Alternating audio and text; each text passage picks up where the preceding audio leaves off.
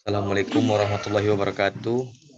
Waalaikumsalam Alhamdulillahirabbil alamin. warahmatullahi wabarakatuh. Wassalatu wassalamu ala asrofil anbiya'i wal mursalin wa ala alihi wa sahbihi ajmain. Amma ba'. Baiklah, sebelum kita memulai acara pada pagi hari ini, mari kita melapaskan lapas basmalah. Bismillahirrahmanirrahim. Kenalkan, nama saya Muhammad Aldri Putra Pratama dan rekan saya Ayu Apriana. Untuk pembahasan yang pertama yang akan dibacakan Ayu, pada Ayu kami silakan. Korelasi Pancasila dengan agama. Pancasila yang di dalamnya terkandung dasar-dasar filsafat hubungan negara dan agama merupakan karya besar bangsa Indonesia melalui The Father Negara Republik Indonesia. Kuatnya paham keagamaan dalam formasi kebangsaan Indonesia membuat arus besar pendiri bangsa tidak dapat membayangkan ruang publik hampa Tuhan. Sejak dekade 1920-an, ketika Indonesia mulai dibayangkan sebagai komunitas politik bersama, mengatasi komunitas kultural dari ragam etnis dan agama. Ide kebangsaan tidak terlepas dari ketuhanan. Dalam hubungan antara agama Islam dan Pancasila, keduanya dapat berjalan saling menunjang dan saling mengokohkan. Keduanya tidak bertentangan dan tidak boleh dipertentangkan. Juga tidak harus dipilih salah satu dan dengan sekaligus membuang dan meninggalkan yang lain. Pancasila menjamin umat beragama dapat menjalankan ibadahnya. Sebagaimana yang telah diketahui bersama, bahwa alasan Pancasila diberlakukan sebagai ideologi bangsa, yaitu demi persatuan semua pihak, persatuan seluruh penduduk Indonesia, dengan tidak melupakan kaum Islamis di masa itu. Pancasila memiliki esensi. Pentingnya mengenal keagamaan, namun hal yang juga penting untuk diketahui oleh umat Islam, menurut Muzawir Syahzali, bahwa dipilihnya Pancasila dan bukan Islam sebagai ideologi negara, tidak semata-mata dimaksud demi memelihara kedamaian dan kerukunan, melainkan juga karena Al-Quran dan hadis tidak secara eksplisit mewajibkan orang Islam mendirikan negara Islam. Sehingga Pancasila bukan merupakan ide sekuler, melainkan menyatukan antara kehidupan agama dengan kehidupan sosial bermasyarakat. Bahkan, di setiap sila dalam Pancasila memiliki arti tersendiri yang sejalan dengan nilai-nilai Islam, atau Pancasila merupakan hasil manifestasi dari nilai-nilai Islam itu sendiri. Dalam Wahyudi kemudian dikutip kembali oleh Direktorat Pembelajaran dan Kemahasiswaan, Direktorat Jenderal Pendidikan Tinggi, mematakan persoalan yang menyangkut hubungan agama dengan Pancasila yang dikelompokkan dalam 3 tahap, yaitu 1. Terjadinya kaum nasionalis mengajukan Pancasila sebagai dasar filsafat negara menjelang kemerdekaan Indonesia. Para tokoh pendiri negara dari kelompok nasionalis Islam dan nasionalis terlibat perdebatan tentang dasar filsafat dan ideologi negara Indonesia yang akan didirikan kemudian. 2. Respon umat Islam terhadap Pancasila ketika pada tahun 1978 pemerintahan Orde Baru mengajukan P4 untuk disahkan. Kemudian, hubungan ini pada awalnya banyak tokoh-tokoh Islam merasa keberatan, namun kemudian menerimanya. Ketiga, ketika tahun 1985, pemerintah mengajukan Pancasila sebagai asas tunggal bagi semua organisasi politik dan kemasyarakatan di Indonesia. Kebijakan ini banyak mendapatkan tantangan dari umat Islam, bahkan terdapat beberapa ormas yang dibekukan karena asas tersebut. Untuk menangani masalah tersebut, Abdurrahman Wahid secara gamblang menyatakan bahwa agama tetaplah referensi umat bagi Pancasila, dan agama-agama terus memperhitungkan esensi Pancasila sebagai polisi lalu lintas yang menjamin semua pihak dapat menggunakan jalan raya kehidupan bangsa tanpa terkecuali. Berdasarkan kesimpulan Kongres Pancasila, dijelaskan bahwa bangsa Indonesia adalah bangsa yang religius. Bangsa Indonesia ini secara filosofis merupakan nilai fundamental yang meneguhkan eksistensi negara Indonesia sebagai negara yang berketuhanan yang Maha Esa, merupakan dasar kerohanian bangsa dan menjadi penopang utama bagi persatuan dan kesatuan NKRI. Karena agar terjalin hubungan keselarasan dan harmonis antara agama dan negara, maka negara sesuai dengan dasar negara Pancasila wajib memberikan perlindungan kepada agama-agama di Indonesia. Baiklah, materi selanjutnya akan dijelaskan oleh Muhammad Aldri.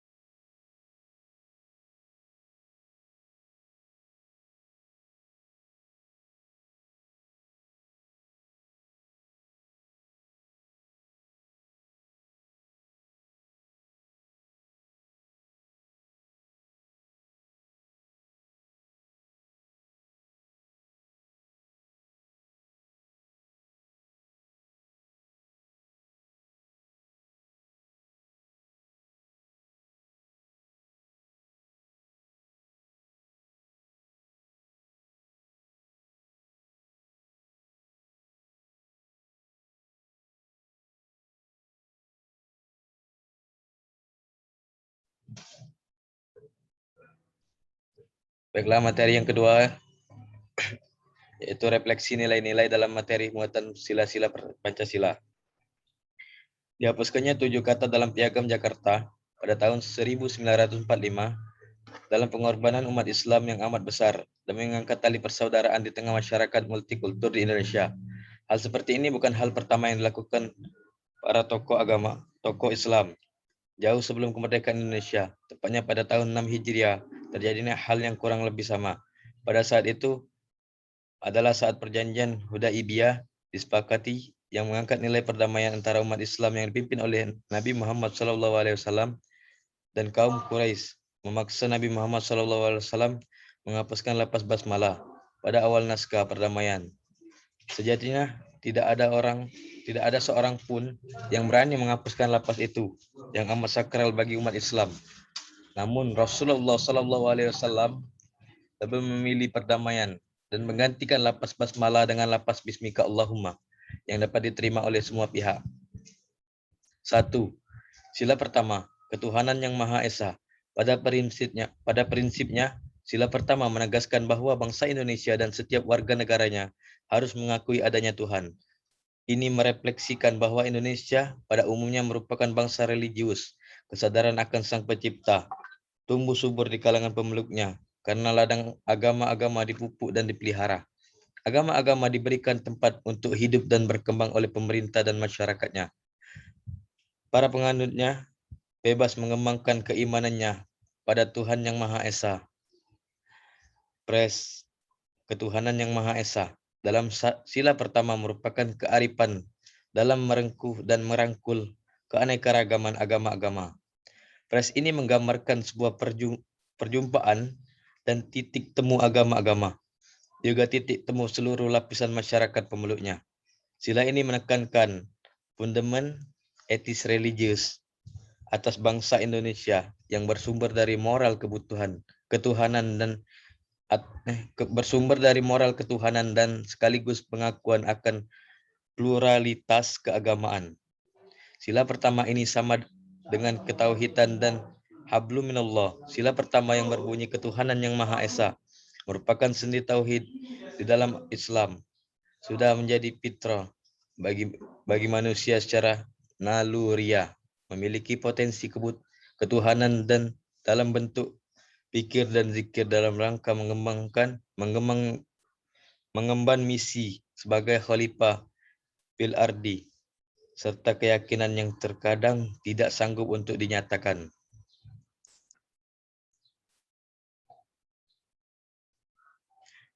Yang kedua, kemanusiaan yang adil dan beradab.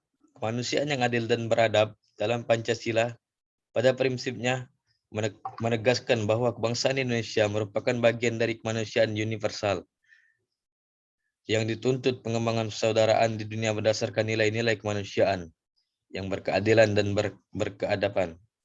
Kemanusiaan yang adil dan beradab merupakan kesadaran sikap dan perbuatan manusia yang didasarkan pada potensi akal budi dan hati nurani, yaitu akhlak mulia yang dicerminkan dalam sikap dan perbuatan sesuai dengan kodrat, hakikat dan martabat manusia. Sila kedua dengan hablum minan nas, kemanusiaan yang adil dan beradab mencerminkan hubungan antara manusia dengan sesama. Hablum minan nas, apabila dalam hablum minallah kedudukan manusia sebagai hamba, maka dalam hablum minan nas hubungan manusia dengan sesama manusia dan berada dalam posisi khalifah fil ardi. Dalam isi sila ini berkaitan dengan syariah, yaitu termasuk ke dalam ibadah sosial yang mencakup bidang kemasyarakatan atau asyia yang dalam Islam didasarkan pada sikap saling menghormati. Dalam Al-Quran, surah Al-Baqarah ayat 177, Allah menjelaskan dengan rincian hakikat berbuat kebaikan yang dimulai dari ibadah ritual hingga ibadah sosial, yang artinya bukanlah menghadapkan wajahmu ke arah timur dan barat itu suatu kebajikan, akan tetapi sesungguhnya kebajikan itu ialah beriman kepada Allah, hari kemudian, malaikat-malaikat, kitab-kitab, nabi-nabi, dan diberikan harta yang dicintai pada kerabatnya. Anak-anak yatim, orang-orang miskin, musafir, atau orang yang memerlukan pertolongan, dan orang-orang yang meminta-minta atau memerdekakan dalam peperangan. Mereka itu orang-orang yang benar imannya, dan mereka itu orang-orang yang bertakwa. Sila ketiga, Persatuan Indonesia. Persatuan Indonesia pada prinsipnya menegaskan bahwa bangsa Indonesia merupakan negara kebangsaan. Bangsa yang memiliki kehendak untuk bersatu, memiliki persatuan perangai. Karena persatuan nasib, persatuan berarti menyiratkan arti keadaan keragaman. Bukan berarti memaksa persamaan, yaitu Bhinneka Tunggal Ika. Persatuan dalam hal ini adalah persatuan kebangsaan Indonesia yang dibentuk atas bersatunya beragam latar belakang sosial, budaya, politik, agama, suku bangsa, dan ideologi yang berada di wilayah Indonesia. Sila keempat, kerakyatan yang dipimpin oleh hikmat dalam permusyawaratan atau perwakilan. Sila keempat pada prinsipnya menegaskan bahwa bangsa Indonesia akan terus memelihara dan mengembangkan semangat bermusyawarah untuk mencapai mufakat dalam perwakilan. Bangsa Indonesia senantiasa menjaga dan memelihara asas demokrasi dalam mengembangkan kearifan dan kebijaksanaan dalam permusyawaratan. Musyawarah mengatasi arogansi per orang maupun kelompok untuk mendikte segala kebijakan negara. Karena itu, dengan asas kerakyatan, negara menjamin bahwa setiap warga negara memiliki kedudukan yang sama di mata hukum dan pemerintahan. Sila keempat berisi kerakyatan yang dipimpin oleh hikmat kebijaksanaan dalam permusyawaratan dan perwakilan yang sejalan dengan prinsip Islam, yaitu muzakarah dan syura. Prinsip syura merupakan dalam merupakan dasar dari sistem kenegaraan Islam atau karakteristik negara Islam. Uniknya prinsip syura ada di dalam Pancasila ini membuktikan bahwa perumusan Pancasila diambil dalam bentuk musyawarah bersama berbagai kalangan untuk mencapai kesepakatan. Sila kelima, keadilan sosial bagi seluruh rakyat Indonesia.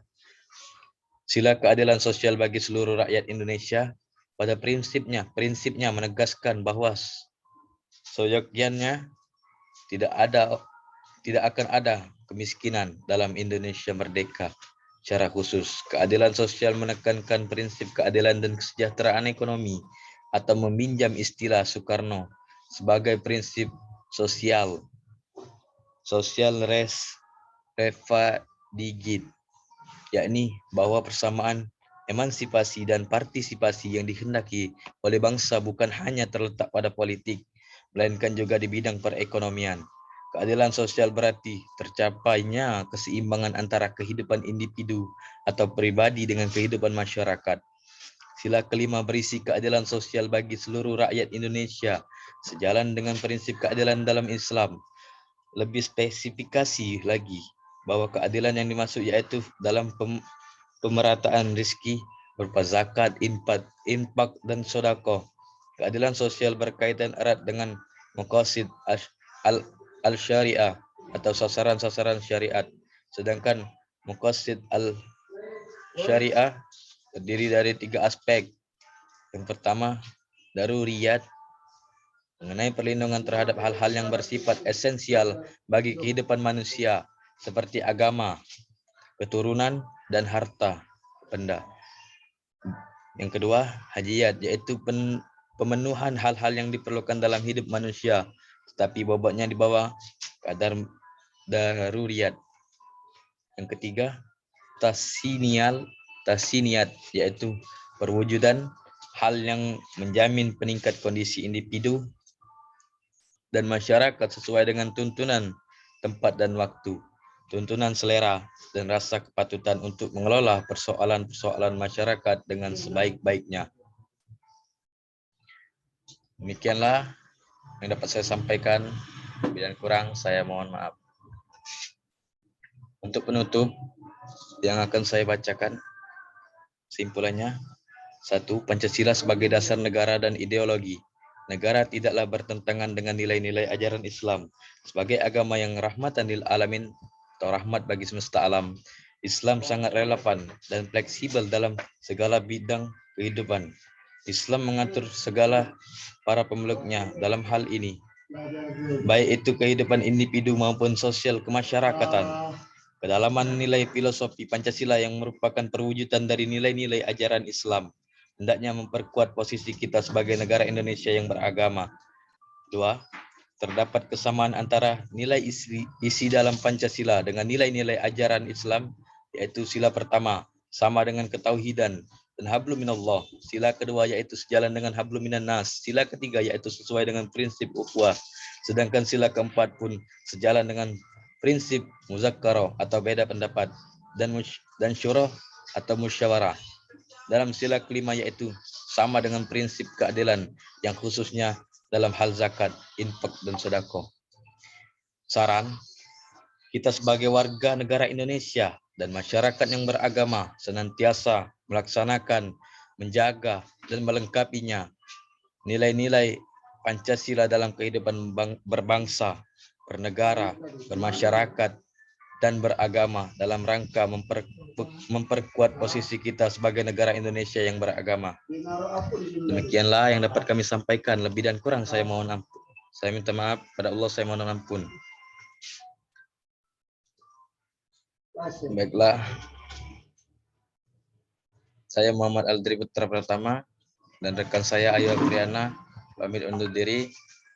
Akhir kata, Allahumma fiqh ila aqwamit thariq. Wassalamualaikum warahmatullahi wabarakatuh.